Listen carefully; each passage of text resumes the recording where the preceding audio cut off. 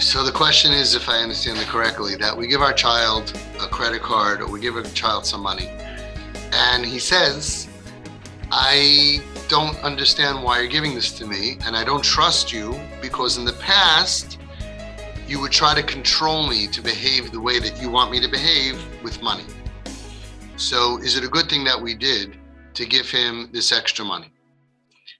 What I would tell him, I would say, I feel so terrible that I treated you that way, and that you feel, whether I did it or he feels it, perceived or real, doesn't matter. I'm so sorry that I destroyed the trust between us, that you would think that my goal is to control you.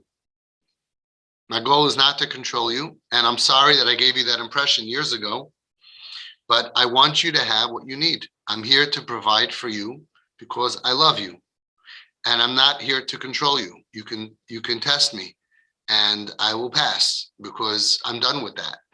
I'm here to love you. I'm here to support you. I want you to have a good life. I'm sorry for your pain. And I'm sorry that while you were in pain, I didn't understand your pain. And I'm sorry that while I didn't understand your pain, I caused you more pain. The pain of feeling misunderstood by your mother and father is probably the worst pain that you had, on top of all the other pain that you went through. So I'm in no way trying to buy you. I just want you to be comfortable and have the best life possible. And I'm just happy for you to be happy. I don't want you to have stress. I don't want you to have pressure. Those things are not good for you. And I'm sorry for your pain. You see, you're dealing with a chayla, dealing with someone in a wheelchair. And still out there, the world, because they don't see x-rays, they're like, don't spoil, don't spoil. As soon as you see an x-ray, nobody would say that. The world is behind in understanding that mental illness and depression and anxiety and being suicidal and trauma and is as bad as a physical illness.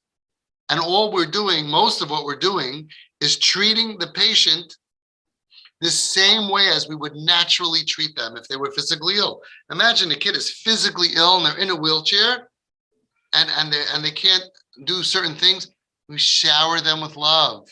I want you to have everything. I want you to have the best life. We have to make up for all of their pain. We have to make up for the trips that they can't go on because they were sick. We have to make it up to them, and we would do it gladly. Nobody's going to say, oh, don't do it. The kid's going to be spoiled. Nobody's going to say, don't have Mordechai ben David and Avram Fried go to the sink for that sick kid. It's going to be spoiled. No, the kid's sick. We're dealing with sickness. We're dealing with sickness.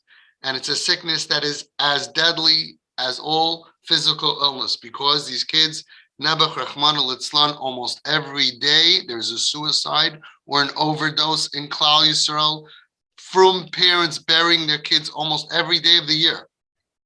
Who ever heard of such a thing?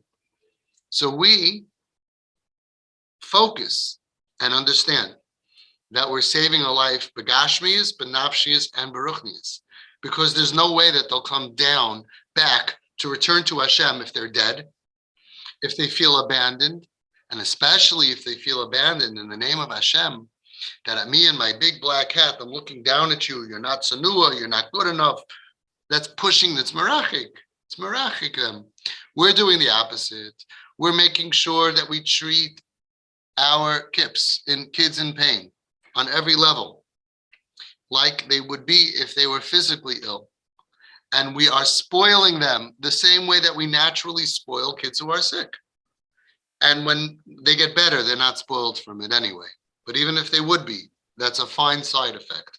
We need to be there to spoil them, take away their pain, to give them light and life and fun and laughter. As much as all the sadness and darkness in their head, we need to fill it with laughter and fun, F-U-N. That's the medicine. Wow, I can't believe I got this. You're amazing. Let's go. All of these things that we do, it flushes out the depression. And we have so many kids that are alive today and even healthy. And some of them, many of them, most of them, even without therapy. I don't mind if they need therapy. After they're TP'd for a couple of years, let them go to therapy. But we have some of them that made it back even without therapy to being fully functional and happy, and they can deal with stuff and not spoiled and able to lift, regular pressures of life. Many of them married, over 150 that Hashem and Torah mitzvahs Kain Yirbe. So this is what we're doing. And if the way that we treated them made them feel that they can't trust us, that is so sad. And we have to take out the knife and say, I don't blame you for feeling that way. I caused you to feel that way. I caused you to think that if I give you money, it's to manipulate you, to control you. I'm done with that. Sweetie, Shefula, my love, I'm done with that. That's the old me. I did tshuva. Like Rabbi Uri Zohar said, Rabbi Uri Zohar Zatzal, he said, when dealing with these kids, stop focusing that they need to do tshuva. We need to do tshuva. We need to change. We need to have self-control. And so many parents, why can't she change? Why can't he change? Why can't? And meanwhile, they keep on not being able to change. I'm like, why can't you change? Change is hard, right? You're not allowed to get angry, but they're getting angry all the time at their kids for not changing. But you're not allowed to get angry. We are taking the responsibility through this journey to be a source of Yud Gimel Midas Harachamim. Yud Gimel Midas Harachamim, to go in the footsteps of Hashem, as the Torah Devorah brings out, mitzvah saseh in the Torah. We are going to be a rachum, a chanon, erech hapayim, erech hapayim, erech hapayim. And we're going to go through all the Yud Gimel Midas Harachamim. We're going to become godly. You know that somebody said that the reason that they have children is to have nachas. And it was told over to the Brisker Rav, and he said, saying that you want to have children, to have nachas, is close to kfira. That's not the Jewish attitude. We don't have children to have nachas. We're happy to have it. We want it. We daven for it. That's not why we have children. Why do we have children? To be like Hashem. To have this ungrateful being that keeps on spitting at you in the face, and to keep on giving and giving and giving and giving. Brisker of. That's why we have children. And when we have kids, there's no chinuch. There's no reason to say no. There's nothing that we're trying to accomplish anymore. There's no accomplishment of fighting and arguing and not giving. We're showering laharif alei ma'aba. Unlimited. Can't go wrong. Can't overdo it. Can't overdose on this.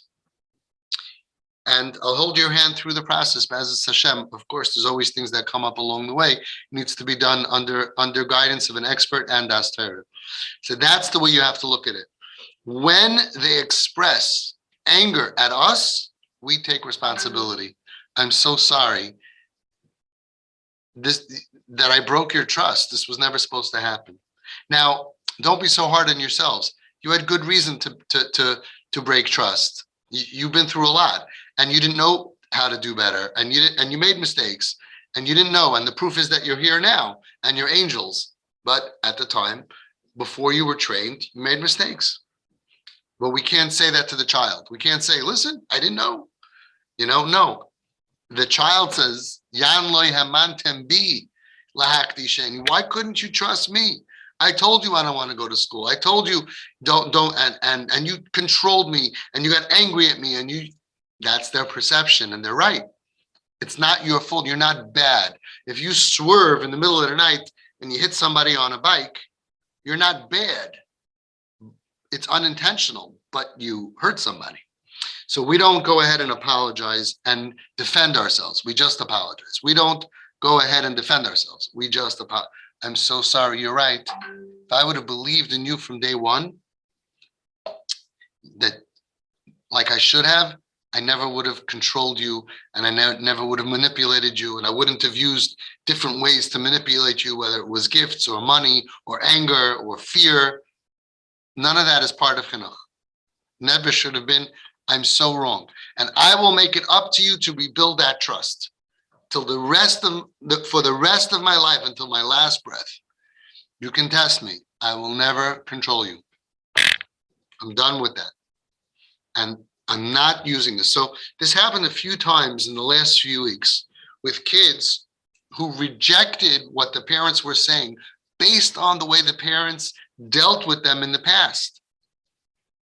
And the answer is, don't expect it. They're not stupid. Don't expect them to say, oh, you changed? Okay, fine. No, you broke my trust. And we man up and woman up, and we say, you're right. We broke your trust. And now we're going to earn it. We're going to earn it, and you have every right not to trust me. And if you want to burn this gift, you can burn it. And if you want to punch a hole in the wall, if that's what you need to do, you'll punch. I'm not going to change. From now on, I could tell you, I'm not going to get angry at you. I'm not going to judge you. I'm not going to look down at you. Whatever it is that the trust is busted. Over and over again, what's stopping us from getting to the fun part of TP is the way that parents treated the kids before they came here.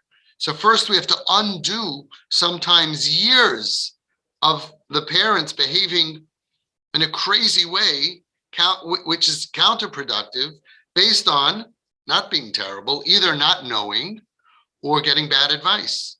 So the first step is take out the knives. Read the chapter on taking out the knives. It's in the manual, very important. You got to clean it out. You got to rebuild the trust so that you have access to do the CPR and breathe life into your child. And that's what the gifts and the time bombs and the fun. Look at the trips that are going on, and look at those kids a few years later, how all of a sudden those same kids that were atheists and anti, without talking to them, pro, not anti, happy to go to shul. Look at the process, never with talking, certainly never with arguing, never, only with tremendous ahava. And amazingly, that's what the Chazon Ish said. How did he know? Yinasu l'mashcham.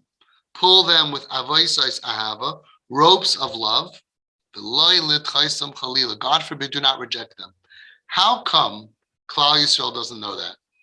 How come for the last 30 years, like a dark cloud that came over Klal Yisrael, there's so many rabbinical, rabbanim, that gave advice contrary to the Chazon Ish. So many frum therapists that are giving advice that they learned that goes against the Chazon Ish. Frum parents going to a frum therapist, asking for advice, and the therapist should say, listen, I have medicine, but it's treif.